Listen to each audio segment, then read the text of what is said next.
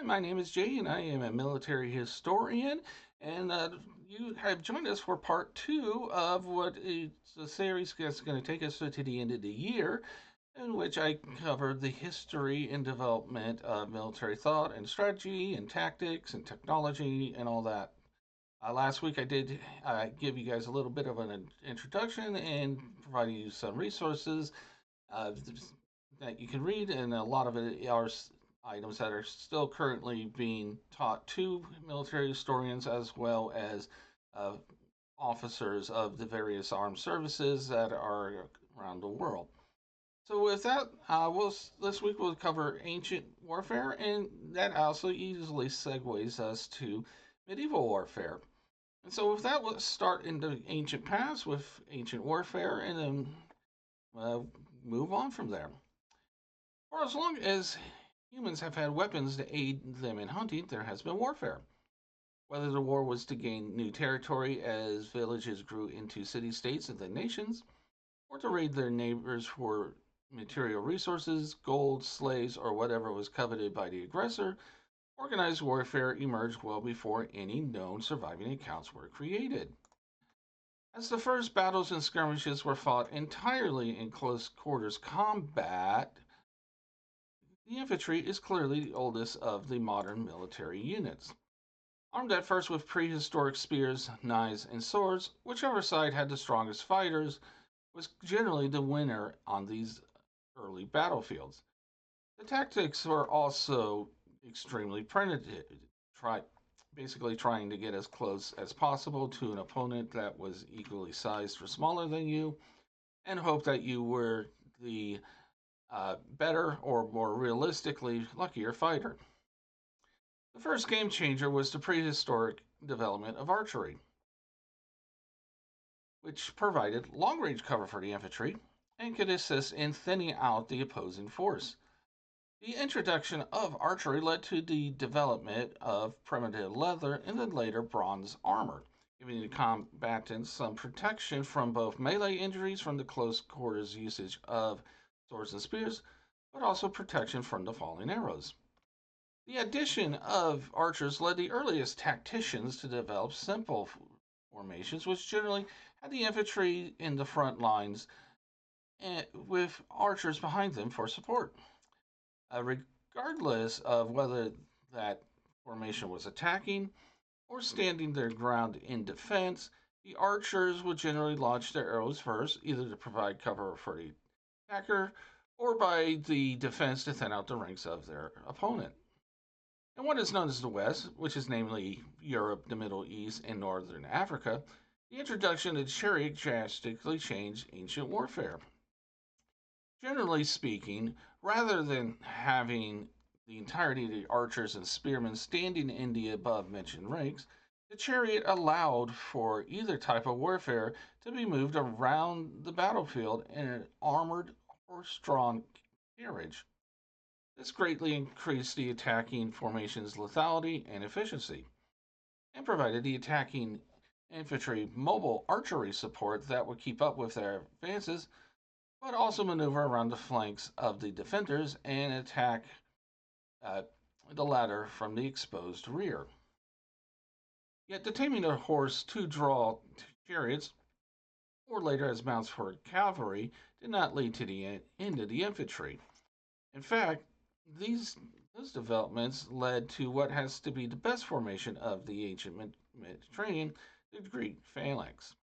The phalanx, as affected by the Spartans, most notably at Marathon in 490 BCE, and Thermopylae in 480 BCE, and later the Macedonians under Philip and Alexander the Great, consisted of a close formation of spearmen standing shoulder to shoulder, at least 5 ranks or men deep, which saw the front rank use full body height shields to protect him and their comrades, while all the men deployed 3-meter long spears that overlapped to both protect themselves and attack any enemy that stood in their way. Because there was at least 2 meters of overlapping spears that an enemy had to work through, regardless of infantry or chariots, the phalanxes were nearly impenetrable lines of heavy infantry that, if led by a skilled tactician, could easily command the field of battle. Even the Romans based their infantry on the Greek phalanxes in their rise to power. Yet it was not the infantry that led the Romans to become the premier empire of the Mediterranean. It was, according to Alfred Thayer Mahan, their control of the center of that ancient sea by having a dominant naval power. While the entirety of Greek and later Roman and Western European society was ultimately saved from being subjugated to Persian rule and influences by the Athenian victory at Salome, or 80 BCE, it was Roman control of the seas during and after the First Punic War that led it to being the empire it would become. By controlling the sea lanes of communication, Rome was not only able to outmaneuver its Carthaginian rivals, the Romans were also able to continually supply their troops to maintain a long sustained campaign in Tunisia, which was nearly 1,000 kilometers away. However, naval warfare at this time was extremely simple. The goal is to either ram into an opponent's vessel or tie it alongside, and use an infantry unit as a boarding party to capture and sink that ship. The key to naval warfare at this time was in the number of rowers that the ship had. As the more oars a bireme or later a trireme galley had, the more forcefully it could ram its opponent. At the same time, Western cultures were developing chariots, phalanxes, and galaxies. Excuse me. The Chinese were making the same advancements. Additionally, and especially after the Warring Kingdoms era, the 3rd century BCE, leading Chinese tacticians and strategists wrote down their thoughts, ideas, and theories on warfare. Many of those have survived to this day. While many of the texts are highly recommended to be read by military historians and practitioners, the most famous and widely read by has to be those of Sun Tzu. While written at varying times between 500 BCE and 700 CE, the basic tenets of Chinese warfare are still applicable in today's high tech warfare. Those of stealth, speed, flexibility, and using the minimum number of troops for the task at hand. Further, I would argue that in today's combat situations, these ancient Chinese military treatises are more relevant and helpful than anything that was developed at the same time in the West. Moving on to medieval warfare, I will have to start by saying that one of the highlights for me as a military historian who spent time studying these battlefield tactics, I've been watching recent fantasy franchises such as The Lord of the Rings and Game of Thrones portray medieval warfare in their stories. From the Siege of Gondor and the Return of the King to the more recent slaughter of Cintra in The Witcher, the brutality of medieval warfare has become a feature in modern fantasy depictions. Additionally, the idea of medieval European society still inspires many with the numerous tales of chivalric knights and the maidens waiting for them in castles, or the Arthurian legends of the Knights of Camelot, or the tales of Robin Hood, all the way to today's toys featuring castles and soldiers from this era. Indeed, the central feature of medieval warfare was the castle and its defenses. After the collapse of the Western Roman Empire, the majority of control of a region rested on a local lord or baron who owned all the land in a designated area and could generally tax and govern that land as they saw fit, so long as they swore fealty and a cut of the taxes to the monarch of that country. As a display of their wealth, a central location to govern from, and a fortress that would protect the lord and their feudal serfs, castles evolved from wooden motte and bailey designs to the impressive stone structures that are most recognizable to us.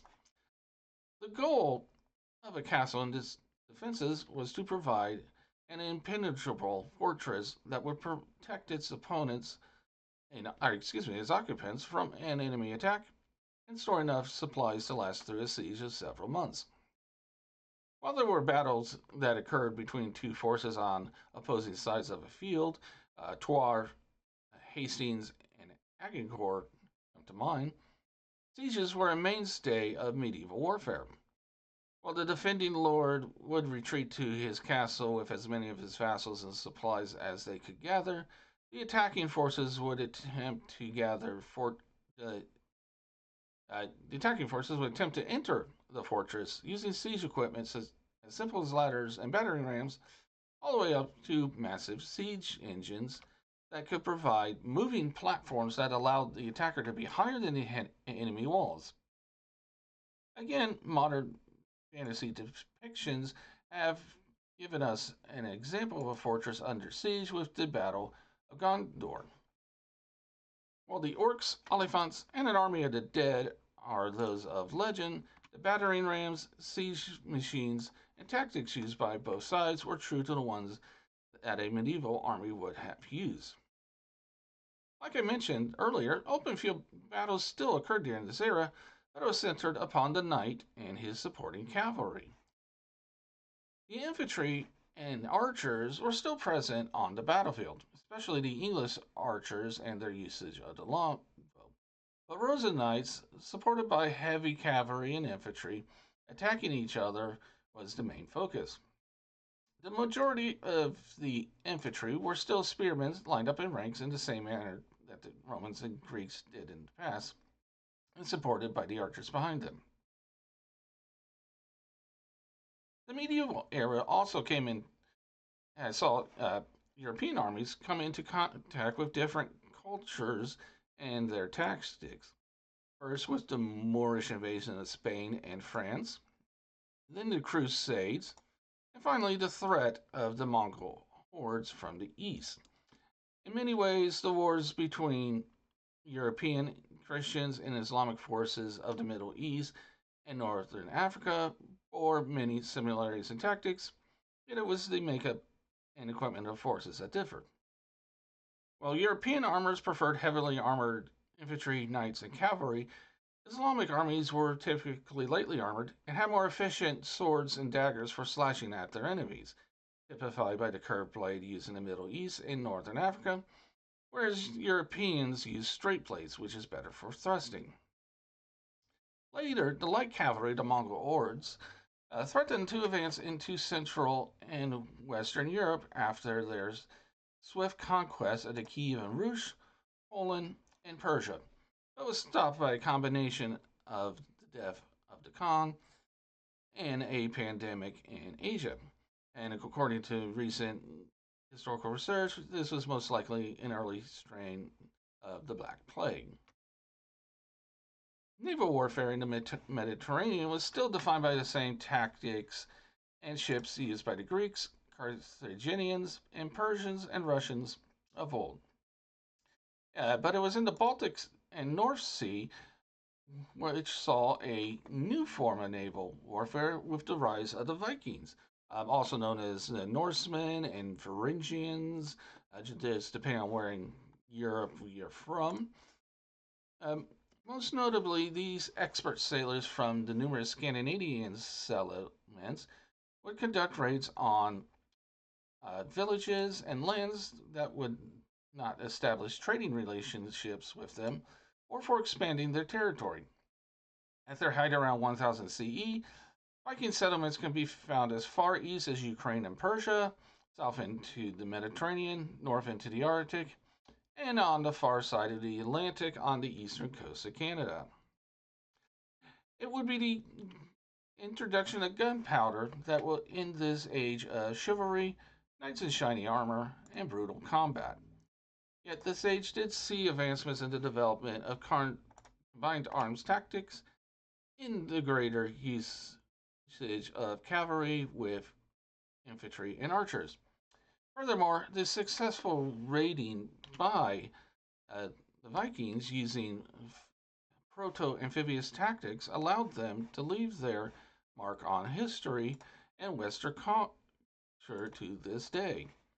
Finally, this fascination with this era, especially as the basis for numerous fantasy franchises, demonstrates that the medieval era was not a dark age, and nor should it be considered a dark age. And well, on the original script, there was a huge intellectual center in Middle East, based in Baghdad in Iraq, that led to a lot of developments that we still use today. Most notably, the Arabic numeral system, we have, which we use on a daily basis. So that was everything I have for this week. I hope you liked it. Please subscribe if you haven't. Share this with someone who thinks it's interesting. If you want to leave a comment, go ahead and do so, but please be kind to each other when you do so. And I will see you next week when we'll talk about how the introduction of gunpowder radically changed uh, military strategy. And until next time, I will see you later. Bye bye.